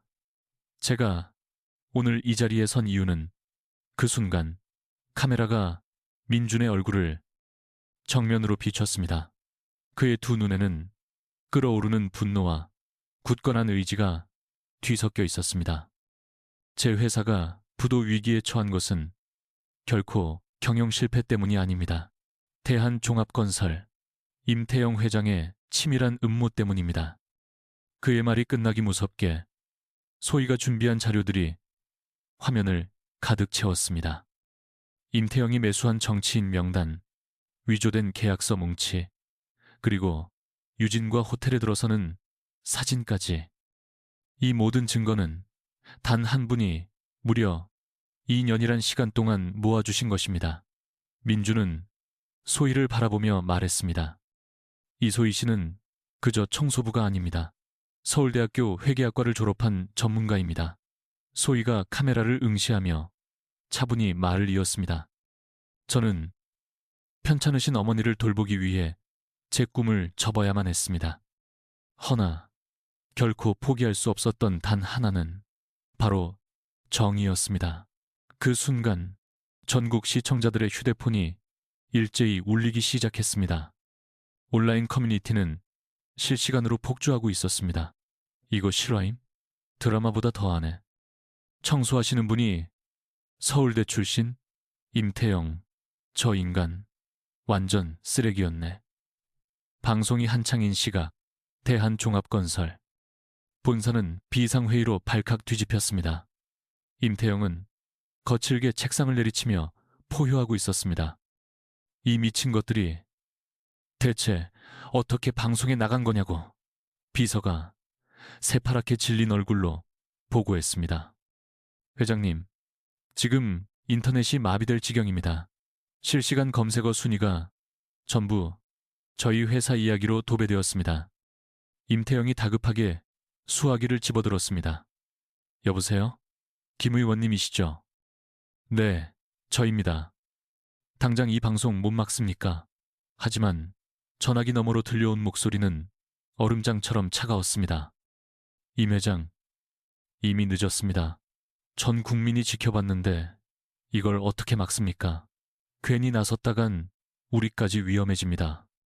방송이 끝나자마자 동대문 시장 앞으로 시민들이 구름처럼 몰려들기 시작했습니다. 온라인으로 소식을 접한 이들이 거리로 쏟아져 나온 것이었습니다. 임태영을 처벌하라. 서민들의 땅을 돌려달라. 분노한 외침이 시장 전체를 뒤흔들었습니다. 민주는 눈앞의 광경에 뜨거운 것이 차오르는 것을 느꼈습니다. 정말 이렇게 될 줄은 몰랐어요. 소희가 희미하게 미소 지었습니다. 사람들은 언제나 정의를 갈망해요. 그저 누군가 용기를 내어 첫 불씨를 당겨주길 기다렸을 뿐이에요. 그때 영숙 이모가 확성기를 들고 군중 앞으로 나섰습니다. 여러분, 오늘부터 우리는 매일 이곳에서 모일 겁니다. 임태영이 물러나는 그날까지. 그때 날카로운 소음과 함께 검은색 세단 한 대가 시장 앞에 멈춰섰고 차에서 내린 사람은 박유진이었습니다. 고급 선글라스 너머로 보이는 그녀의 얼굴은 싸늘했습니다. 여보. 유진은 민준을 향해 똑바로 걸어오며 입을 열었습니다. 이제 그만 좀 해. 대체 이런 식으로 나한테까지 망신을 줘야겠어. 민준은 그녀를 차갑게 응수했습니다. 창피하다고? 네가 내게 한 짓에 비하면 아무것도 아니야. 난 생존을 위해 그런 거지만 넌 지금 우리 가문의 명예를 짓밟고 있는 거라고요. 소희가 유진을 쳐다보며 말했습니다. 아직도 이해를 못하시는군요. 진정한 명예가 뭔지 말이에요. 유진이 소희를 쏘아보았습니다. 네가 뭘 안다고 가르치려 드는 거야? 민준이 두 사람을 막아섰습니다. 유진, 그만해. 소희 씨는 날 구해준 분이라고. 사람이라고. 구해줬다고? 유진이 비웃었습니다. 청소부가 말이야? 웃기는 소리 하고 있네. 그때 소희의 눈에서 눈물 한 방울이 흘렀습니다. 2년간 억눌러온 울분이 터져나온 거죠. 나왔어요. 맞아요. 저 청소부예요. 그래도 사람을 배신하는 짓은 하지 않았어요. 않았어요. 민주는 가슴이 아려왔습니다. 소희가 우는 모습을 처음 봤기 때문이었죠. 늘 강하기만 했던 그녀가 사실은 상처받고 있었다는 걸요. 유진아. 민준의 목소리는 단호했습니다. 우리 이혼해. 유진은 경악했죠. 뭐라고? 당신과는 더 이상 못 살아. 넌 나를 배신했고 소희 씨를 모욕했어. 주변은 숨을 죽이고 그들을 지켜봤습니다. 민준의 목소리는 확고했죠. 서류는 내일 보낼 거야. 위자료와 재산 문제는 변호사 통해서 해결해. 유진이 당황해서 말했죠. 여보, 일단 진정해요. 남들 다 보잖아요. 상관없어. 이젠 숨길 것도 없으니까. 민주는 소희의 손을 잡았습니다. 모두가 지켜보는 바로 그 앞에서 말이죠. 소희 씨, 미안해요. 나 때문에 당신이 상처받게 만들어서. 그때 누군가의 전화벨이 울렸습니다. 바로 이연주 변호사였죠. 네, 법원이요. 뭐라고요? 이연주 변호사의 얼굴이 굳었습니다. 임태영이 민사소송을 걸어왔습니다. 명예훼손과 업무방해 혐의입니다. 민준의 얼굴에 그늘이 졌습니다. 대응이 빠르군. 그게 다가 아닙니다. 변호사가 더욱 심각한 목소리로 말했죠. 검찰에도 고소했답니다. 증거조작 및 사기 혐의로요. 소희는 팔짱을 꼈습니다. 꼈죠. 예상했던 바예요. 하지만 우리 역시 준비가 되어 있습니다. 그날 밤 시장 한 구석에서 조촐한 회의가 열렸습니다. 민준과 소희, 이연주 변호사와 핵심 인물들이 자리를 함께했죠. 이제부터가 진짜 전쟁입니다. 이연주가 말했죠. 임태영은 모든 수단을 다 쓸 겁니다. 철민 아저씨가 주먹을 불끈 쥐었습니다. 우리도 가만히 당하고만 있진 않을 겁니다. 여태껏 참아왔으니 이젠 끝장을 봅시다. 소희가 노트북을 펼쳤습니다. 사실 제게는 아직 비장의 카드가 하나 더 남아 있어요. 모든 이들의 시선이 그녀에게로 쏠렸습니다. 하지만 이 카드를 쓰면 모두가 위험해질 수 있어요. 민준이 소희의 손을 감쌌습니다. 잡았습니다. 어떤 카드든 상관없어요. 우린 함께니까요. 회의가 끝나고 단둘이 남게 되었을 때 민준이 조심스레 입을 열었습니다. 소희 씨, 오늘 유진이 앞에서 손잡았던 거 괜찮았어요?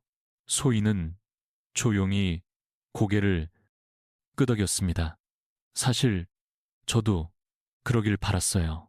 둘 사이에는 미묘한 정적이 감돌았습니다.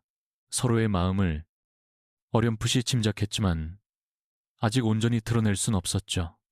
이 모든 일이 다 정리되면 민준이 말문을 열었다가 멈췄습니다. 끝나면요?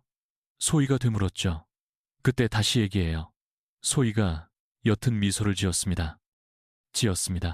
그녀는 기다릴 수 있었습니다. 진정한 사랑은 기다릴 가치가 있는 법이니까요.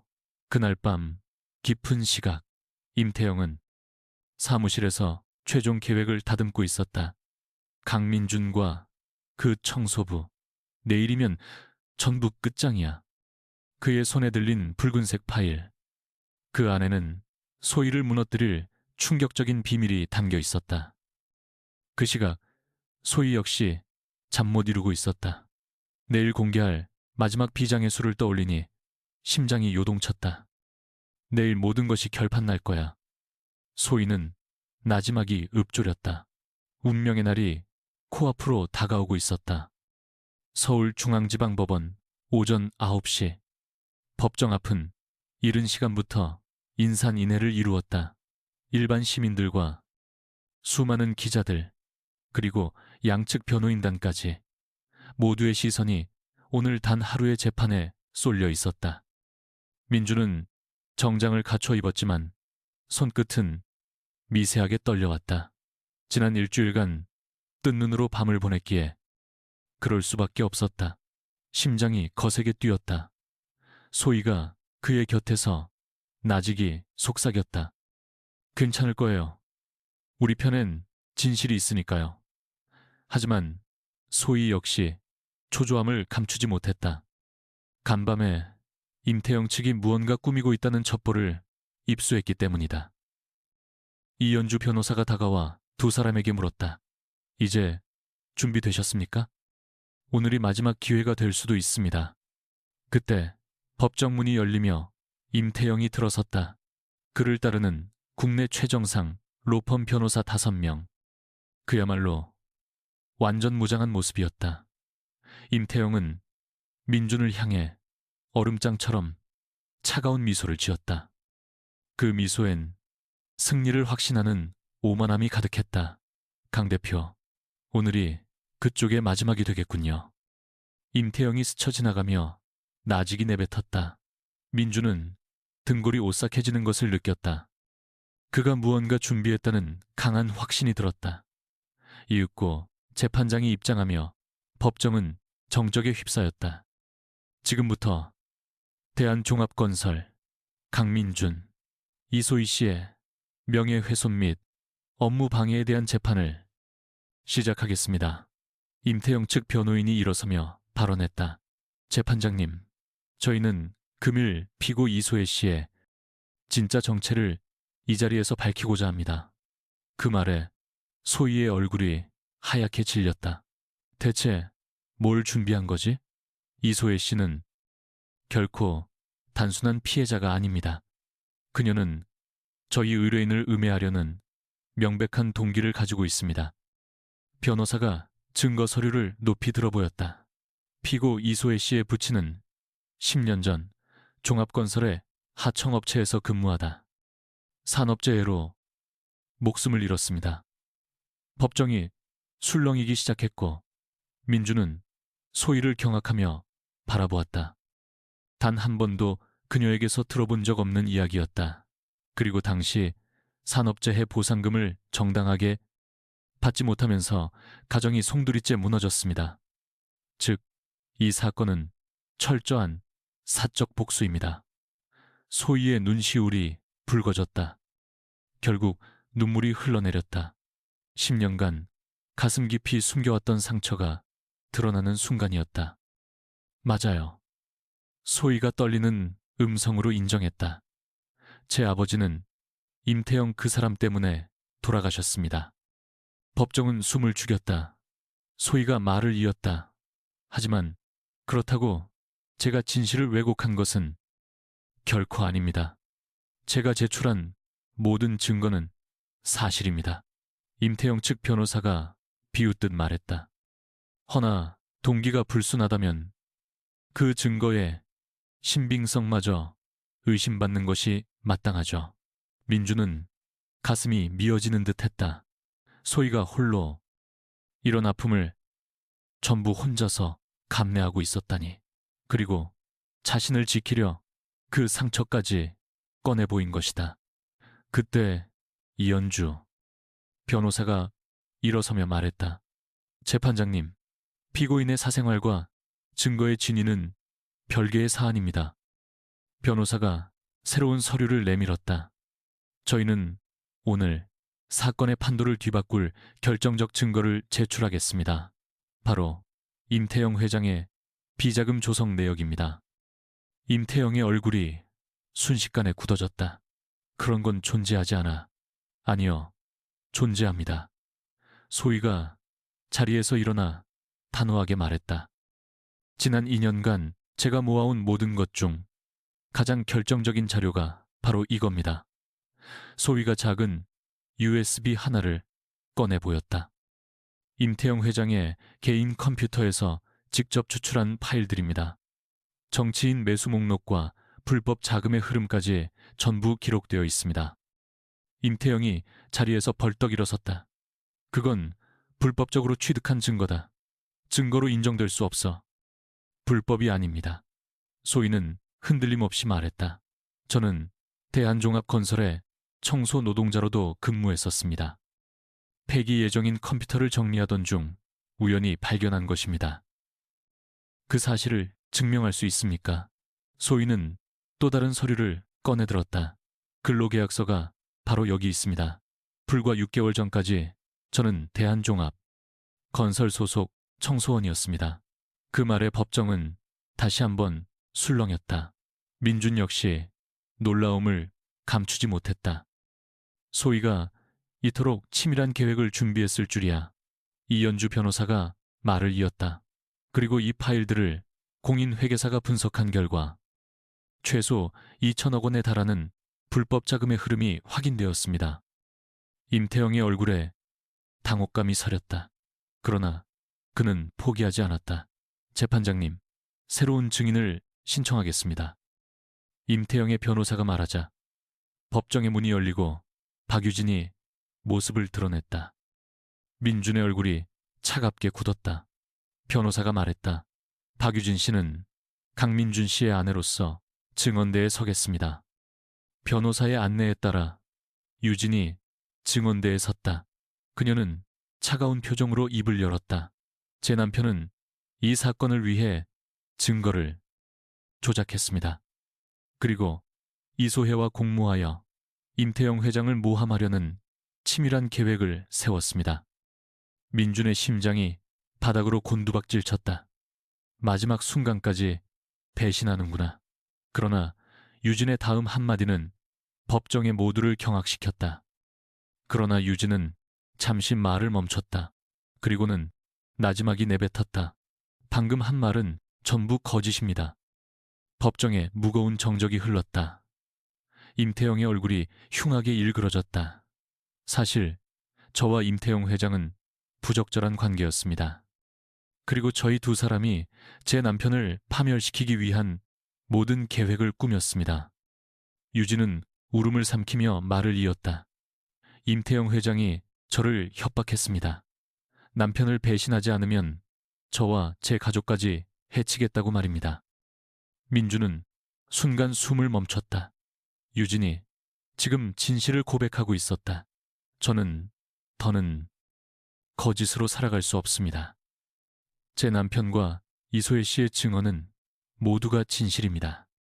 임태영은 완전히 무너져 내렸다. 유진아, 네가 지금 무슨 짓을 하는 거냐? 유진은 그런 임태영을 차갑게 응시하며 말했다. 이제 모든 게 끝났어요. 전 더 이상 당신의 소유물이 아니에요. 재판장이 판결을 내리려던 바로 그 순간 법정 문이 다시 열렸다. 법정 안으로 검찰 수사관들이 들이닥쳤다. 임태영 씨, 정치자금법 위반 및 뇌물 공여 혐의로 긴급 체포합니다.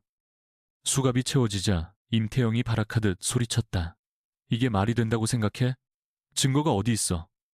차고 넘칩니다. 수사관이 차갑게 덧붙였다. 오늘 이 법정에서 나온 증거만으로도요. 재판이 끝나고 복도로 나왔을 때 민준과 소희는 조용히 서로를 마주보았다. 길고 긴 싸움 끝에 마침내 승리한 것이다. 고마워요. 민준이 진심을 다해 말했다. 당신이 없었더라면 저야말로 감사해요. 소희가 눈물을 훔치며 속삭였어요. 저 혼자서는 절대 못했을 거예요. 유진이 다가섰죠. 여보, 아니, 민준 씨, 미안해요. 민준은 침착하게 답했다. 고마워, 유진. 마지막 순간에 진실을 밝혀줘서 늦었어도 마땅히 했어야 할 일이야. 법원 앞 계단은 기자와 시민들의 환호로 가득 찼습니다. 마침내 정의가 승리한 순간이었죠. 그러나 민준과 소희는 마냥 기뻐할 수 없었죠. 정말 중요한 싸움은 이제부터 시작이었으니까요. 소희 씨, 민준이 조심스럽게 입을 열었다. 네, 이제 우리 이야기 좀 할 수 있을까요? 소희의 두 뺨이 붉게 물들었다. 드디어 기다리던 순간이 찾아온 것이었죠. 그때 소희의 휴대폰이 울렸다. 긴급한 전화였어요. 잠시만요. 소희가 전화를 받았다. 네, 어머니께서. 순간 소희의 표정이 굳어졌다. 지금 바로 가볼게요. 민준이 걱정하며 물었다. 무슨 일이야? 어머니의 상태가 갑자기 위독해지셨어요. 병원으로 가봐야 해요. 그 순간 두 사람은 직감했다. 아직 넘어야 할 산이 남아있다는 것을. 진정한 시작은 모든 과제가 끝난 뒤에야 찾아올 터였다. 갑시다. 민준이 소희의 손을 잡으며 말했다. 함께 가요. 소희가 놀라며 물었다. 정말 괜찮아요? 물론이죠. 우린 이제 한 팀이잖아요. 두 사람은 병원으로 향하며 서로의 손을 꽉 마주 잡았다. 법정에서의 승리보다 더 값진 것은 서로의 존재 그 자체였습니다. 내일이면 또 다른 시련이 닥쳐오겠죠. 하지만 이제 두 사람은 어떤 역경도 함께 이겨낼 수 있을 것만 같았다. 진정한 기적은 바로 내일을 예고하고 있었다. 법원에서 병원으로 가는 택시 안. 소희의 손은 차갑게 식어 있었다. 어머니가 쓰러지셨다는 소식을 들은 후로 온몸의 떨림이 멈추지 않았다. 괜찮을 거예요. 민준이 소희의 손을 꽉 쥐며 말했다. 우리 결국 이겨냈잖아요. 어머님도 분명 괜찮으실 거예요. 소희의 눈가에서 기어이 눈물이 흘렀다. 만약에 어머님이 제가 너무 늦은 거라면 그런 말 하지 마요. 민준이 그녀를 감싸 안으며 말했다. 우리 아직 할 일이 많이 남았잖아요. 그때 택시기사가 라디오를 켰다. 마침 임태영의 구속 소식이 흘러나왔다. 대한종합건설 임태영 회장이 금일 구속됨에 따라 그가 저질러온 온갖 비리들이 속속들이 밝혀지고 있습니다. 하지만 소희의 귀에는 그 어떤 소식도 들리지 않았다. 지금 그녀에게 가장 소중한 사람이 위태로울 수 있었으니까. 병원에 도착하자 의사가 두 사람을 맞으며 말했다. 다행히 큰 고비는 넘겼습니다. 갑자기 의식을 잃으셨지만 검사 결과상 뇌출혈이나 심각한 이상은 없습니다. 소희가 안도의 한숨을 내쉬었죠. 그럼 괜찮은 거죠? 네. 그런데 의사가 부드럽게 미소 지었습니다. 놀랍게도 어머님께서 의식을 찾으시며 기억도 많이 회복하신 듯합니다. 소희가 화들짝 놀랐다. 기억이라고요? 치매 환자에게는 드문 일이지만 아주 가끔 이처럼 기적과도 같은 일이 생기기도 합니다. 병실 문을 열자 어머니가 침대에 걸터 앉아 소희를 보고 계셨다. 소희야. 어머니의 음성은 예전처럼 선명했다. 우리 딸, 그간 고생 많았지? 소희가 어머니 품에 안겨 서럽게 울었다. 꼬박 2년 만에 듣는 엄마의 목소리였다. 그건 어머니의 목소리였어요. 엄마, 저 알아보시겠어요? 당연하지. 엄마가 어떻게 내 딸을 못 알아보겠니? 어머니는 소희의 머리카락을 부드럽게 넘기며 말했어요. 그간 고생이 많았구나. 텔레비전으로 전부 지켜봤단다. 민준이 조심스레 고개를 숙이며 인사했습니다. 안녕하십니까? 강민준입니다. 어머니는 온화하게 웃으며 대답했어요. 고마워요. 우리 소희 곁에서 힘이 되어줘서. 바로 그때 소희의 휴대전화가 울리기 시작했어요. 전화를 건 사람은 김영숙 이모였죠. 소희야, 큰일 났어. 아니, 이건 큰일이 아니라 완전 대박 소식이야. 무슨 일인데요, 이모? 네가 그토록 공들인 신용협동조합 말이다. 드디어 오늘 정부 승인이 떨어졌어. 그것도 아주 특별 인가로 말이야. 그 말에 소희의 두 눈이 환하게 빛났습니다. 바로 2년을 꼬박 준비해온 비장의 카드였죠. 민준이 호기심 가득한 얼굴로 물었어요. 신용협동조합이라니. 그게 뭔데? 제가 꼬박 2년 동안 준비해온 비책이에요. 소희가 차분히 설명하기 시작했어요. 이 지역 주민분들과 건설 노동자분들이 힘을 합쳐서 만드는 금융협동조합이에요. 한성건설을 구할 유일한 방법이죠. 설명과 동시에 소희는 지체 없이 전화를 걸었습니다. 철민 아저씨, 접니다. 네, 지금 바로 시작하죠. 시간은 오후 2시 정각. 첫 통화가 끝나기 무섭게 소희의 휴대폰으로 알림이 도착했습니다. 동대문 지역 신용협동조합 특별 계좌 개설 완료. 긴급 운영 자금 대출 승인. 민주는 놀라움을 감추지 못하며 물었습니다. 이게 대체 어떻게 된 거야? 시장 상인분들과 건설 노동자분들이 꼬박 2년간 모아주신 돈이에요. 거기에 정부 지원금까지 더해서 소희가 휴대폰 화면을 보여주었습니다. 총 50억 원이 확보된 거예요. 시간 경과 1분.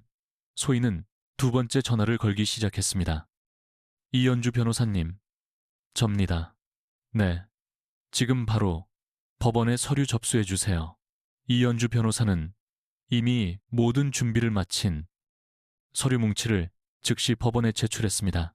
그 내용은 한성건설의 모든 빚을 지역 공동체가 함께 보증하겠다는 것이었죠. 법원은 즉각 긴급 심사에 착수했습니다. 곧바로 변호사에게서 전화가 걸려왔어요. 이소희 씨가 찾아낸 그 법 조항 덕분에 임태영의 사기 행각이 입증되면서 모든 채무를 원천 무효로 만들 수 있습니다.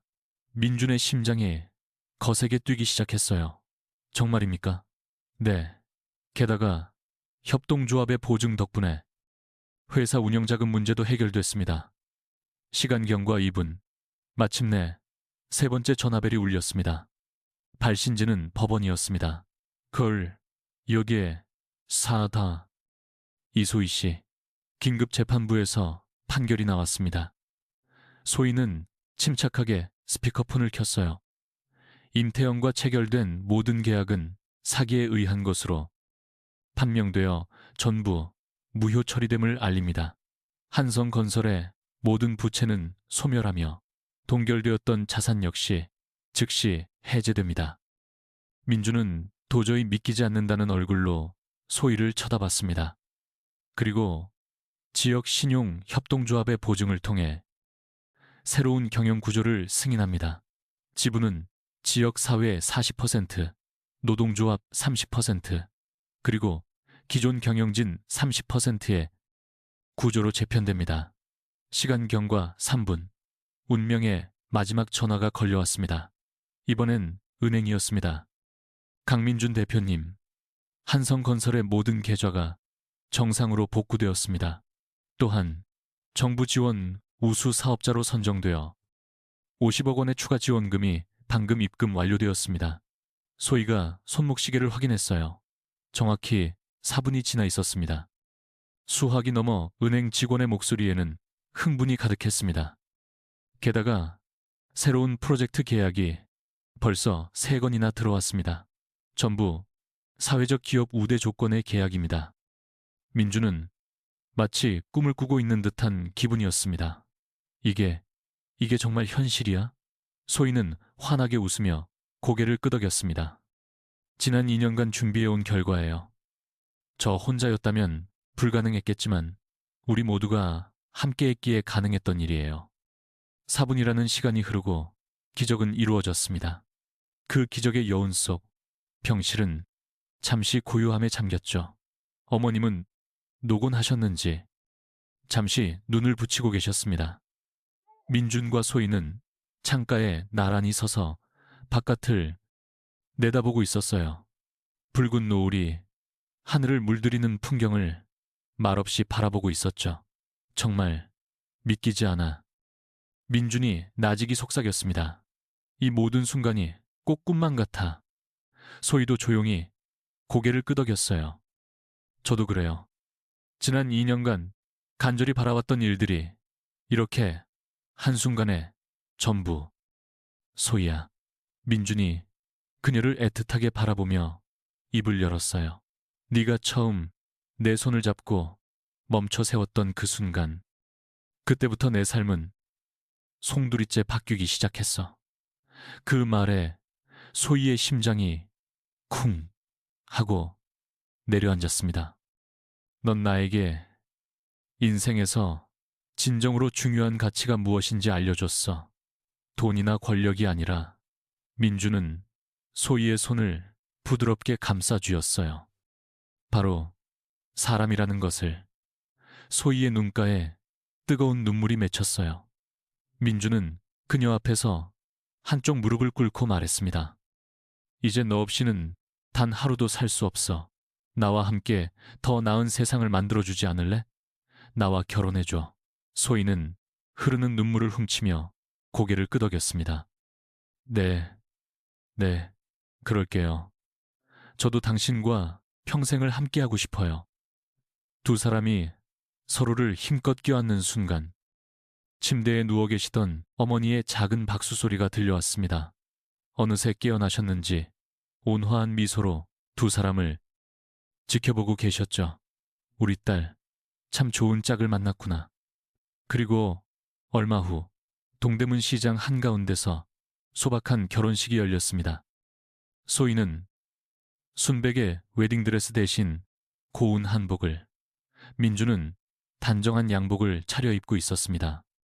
그들의 결혼을 축하해주는 하객은 시장 상인들과 건설 노동자들, 그리고 새로운 회사의 동료들이었습니다.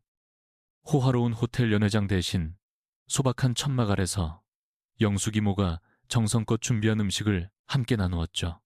이제 신랑 신부의 서약이 있겠습니다. 주례를 맡은 이연주 변호사가 낭낭한 목소리로 말했습니다. 민준이 소희의 눈을 지그시 바라보며 약속했어요. 소희야, 널 만나고 나서야 비로소 진정한 삶의 의미를 깨달았어. 앞으로 남은 평생 너와 함께 더 좋은 세상을 만들어 갈게. 소희 역시 눈시울을 붉히며 화답했습니다.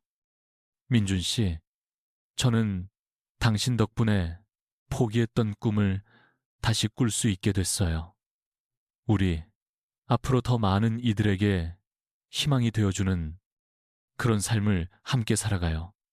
결혼식 바로 다음 날, 새롭게 거듭난 한성건설 사무실에선 특별한 회의가 한창이었습니다. 이번 분기 실적 보고를 시작하겠습니다. 총괄이사직을 맡은 소희가 당당하게 발표를 시작했습니다. 지역사회와 연계한 주택건설 프로젝트가 큰 성공을 거두며 매출액이 지난해 같은 기간보다 200% 상승했습니다. 박철민 노동조합 대표가 환하게 웃으며 덧붙였습니다. 그리고 가장 중요한 건 산업재해 발생 건수가 0건이라는 겁니다. 마침내 모두가 안심하고 일할 수 있는 환경을 만든 거죠. 민주는 이제 더는 독단적으로 결정하는 사장이 아니었습니다. 모든 주요 결정을 직원, 노동자, 그리고 지역사회와 함께 의논하며 내리는 진정한 리더로 거듭난 것이었죠. 다음 달부터는 다른 지역에서도 저희 모델을 도입하고 싶다는 요청이 쇄도하고 있습니다. 소희가 보고를 마쳤습니다. 우리 회사가 사회적 기업의 새로운 기준을 제시하고 있는 겁니다. 그리고 6개월 뒤 어느 날 저녁 동대문 시장 근처의 아늑한 보금자리에서 민준과 소희가 식사를 하고 있었습니다. 여보, 소희가 민준을 부르며 입을 열었어요. 아주 좋은 소식이 있어요. 뭔데? 소희는 살며시 미소 지으며 대답했습니다. 우리에게 아기가 찾아왔어요. 그 말에 민준의 얼굴이 환해졌죠. 정말이야. 벌써 3개월이래. 민준은 소희를 꼭 껴안으며 속삭였어요. 우리 아이에겐 정말 좋은 세상을 선물할 수 있을 거야. 물론이죠. 바로 우리가 함께 일궈낸 이 세상을요. 창밖으로 동대문 시장에 온기 어린 불빛이 넘실거렸습니다. 그곳에선 여전히 수많은 이들이 땀 흘리며 삶을 꾸려가고 있었죠. 평범한 이들이 모여 이룬 위대한 기적. 그것이야말로 진정한 희망이었습니다. 그로부터 꼭 1년 뒤 대한민국의 건설업계는 이전과는 완전히 다른 모습이었습니다. 한성건설 모델이라 불리는 새로운 사회적 기업의 물결이 전국으로 퍼져나갔고 임태영과 같은 부조리는 더는 설 자리를 잃었습니다. 소희는 아이를 낳은 후에도 사회적 기업 연구소의 소장직을 맡아 수많은 이들에게 희망의 등불이 되어주었습니다. 민준 역시 진정한 기업가로 우뚝 서서 사회적 가치와 이윤을 함께 아우르는 혁신적인 경영 철학을 선보였죠. 그리고 무엇보다 중요한 것은 두 사람이 변함없이 서로를 아끼며 따스한 가정을 꾸려나갔다는 사실이었죠. 어느 고즈넉한 저녁, 아기를 재운 소희가 민준에게 조용히 말을 건넸어요. 여보, 우리 처음 만났던 그날 기억나요? 우리가 이렇게 될 거라고 누가 상상이나 했을까요? 민준이 부드럽게 웃으며 대답했어요. 당신이 그랬잖아요. 멈춰요. 뭔가 이상해요. 라고. 맞아요. 모든 게 정말 이상했죠. 세상이 이토록 긍정적으로 변할 줄. 그땐 누가 알았겠어요. 두 사람은 서로를 마주보며 따스한 미소를 나눴습니다. 세상은 아직 완전하지 않았지만 작은 변화의 물결이 모여 거대한 희망을 만들어내고 있었습니다. 그 모든 변화의 중심에는 바로 사랑이 있었죠. 진정한 기적이란 단 4분, 일어나는 마법이 아니라 사랑하는 이들과 함께 매일을 쌓아 올리며 만들어가는 과정 그 자체였습니다. 오늘 들려드린 이야기, 여러분의 마음엔 어떻게 다가갔나요? 이야기에 감동하셨다면 구독과 좋아요로 응원 부탁드립니다. 지금 어느 곳에서 어떤 순간에 이 이야기를 함께 하셨는지 댓글로 공유해 주세요. 여러분의 소중한 하루와 그 속의 이야기가 저희는 늘 궁금하답니다. 여러분의 가정에 언제나 온기 가득한 행복이 깃들길 바라며 오늘 함께 해주셔서 감사합니다.